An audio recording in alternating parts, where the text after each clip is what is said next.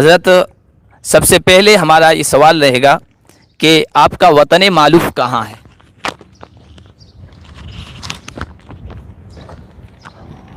بسم اللہ الرحمن الرحیم۔ صاحب ولی میڈیا، سب سے پہلے آپ حضرات کا بہت بہت مشکور اور شکر ادا کرتا ہوں کہ آپ نے ایک یہ دینی سلسلہ اور اکابرین کے تعارف کا اور دینی درسگاہوں کے تعارف کا سلسلہ شروع کیا ہے، اور بہت ہی قابل مبارکباد ہے۔ بہت اچھا بروقت آپ نے قدم اٹھایا ہے۔ اللہ تعالی آپ حضرات کو اس میں اندر خوب ترقیات سے نوازے، ترقی عطا فرمائے، اور آپ کی کوششوں کو بارآور فرمائے، قبول فرمائے۔ آپ کا سوال، پہلا سوال وطن کے سلسلے میں ہے، تو وطن تو میرا یہیں دارالعلوم پوکرن شہر کے بالکل قریب میں ایک چھوٹا سا قصبہ ہے جس کو اوجلا کے نام سے پہچانا جاتا ہے۔ ویسے یہ گاؤں عوام کے اعتبار سے یا یوں سمجھے تعلیمی اعتبار سے کافی شہرت یافتہ ہے، اور یہاں کے کافی لوگ، کچھ مسلمان بھی اور غیر مسلم تو ہے ہی، جو سرکاری بڑے بڑے عہدوں پر فائز ہیں، اور ایک نامی گرامی گیا مشہور گاؤں ہے،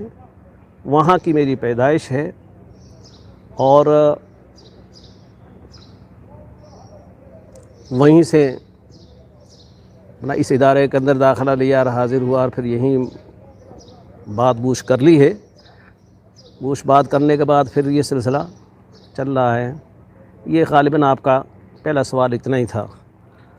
آپ کے آبا و اجداد یہیں اوجلا میں آ کے رہے تھے یا کہیں سے ہجرت کر کے یا منتقل ہو کے آئے؟ ہماری پوری برادری، جیسا کہ معلوم ہے، باہر سے ہجرت کر کے آئے بہت مدت سے،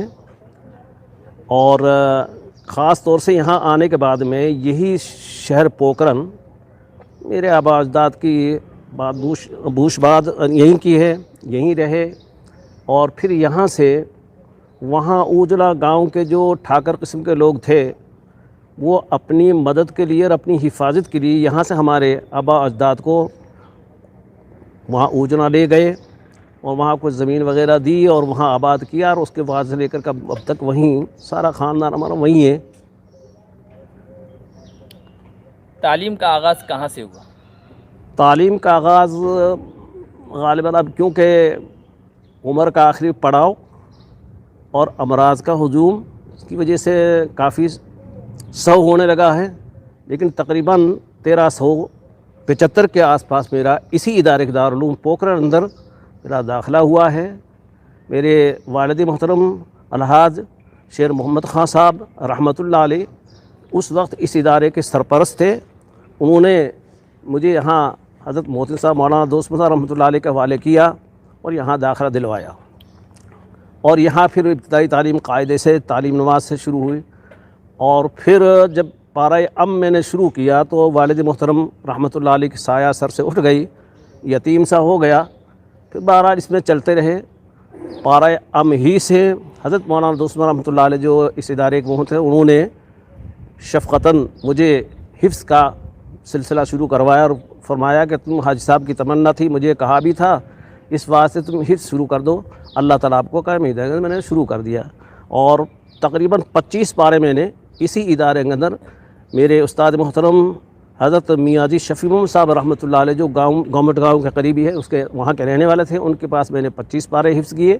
اور اس کے بعد میں انہی کے مشورے سے، انہی کے حکم سے میں دارالعلوم خلیلیہ نظامیہ ٹونک میں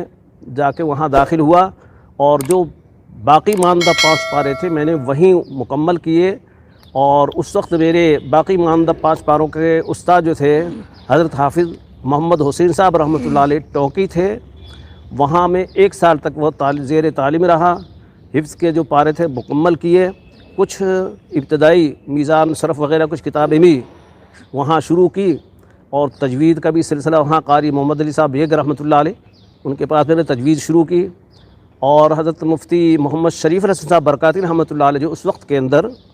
ادارے کے جو عربی مدرس بھی تھے اور بڑے بافیض شخصیت تھی، بڑے اکابرین میں سے ان سے میں نے میزان مشرف وغیرہ شروع کی.